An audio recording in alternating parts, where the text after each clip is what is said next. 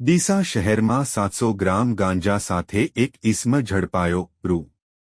7,500નો મુદ્દામાલ જપ્ત. ડીસા શહેર દક્ષિણ પોલીસે માદક પદાર્થ વિરોધી ઝુંબેશ અંતર્ગત એક સફળ કાર્યવાહી કરી છે. ડીસાના ગંજીપુરા ગવાડી વિસ્તારમાંથી શાહરૂખભાઈ હનીફભાઈ મકરાણી નામના ઇસમને 700 ગ્રામ ગાંજા સાથે ઝડપી પાડવામાં આવ્યો છે.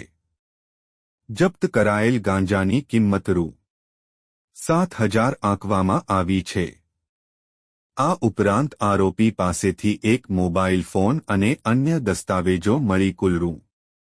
7,500નો મુદ્દામાલ જપ્ત કરવામાં આવ્યો છે.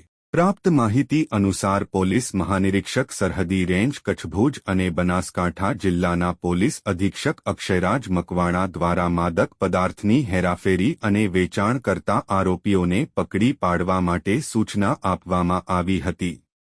આ સૂચનાના અનુસંધાનમાં ડીસા શહેર દક્ષિણ પોલીસ સ્ટેશનના પીઆઈ વી. એમ. ચૌધરીના માર્ગદર્શન હેઠળ police inspector S. D. Chaudhary અને તેમની ટીમે પેટ્રોલિંગ હાથ ધર્યું હતું. દરમિયાન બાતમી મળી હતી કે ડીસાના ગંજીપુરા ગવાડી વિસ્તારમાં રહેતો શાહરૂખભાઈ હનીફભાઈ મકરાણી તેના ઘરે ગેરકાયદેસર રીતે ગાંજો રાખીને તેનું વેચાણ કરી રહ્યો છે. આ બાતમીના આધારે પોલીસે તાત્કાલિક કાર્યવાહી કરી તેના રહેણાંક ઘરના આંગણામાંથી 700 ગ્રામ સૂકો ગાંજો, એક મોબાઈલ ફોન સહિત કુલ રૂ. 7,500નો મુદ્દામાલ જપ્ત કર્યો હતો.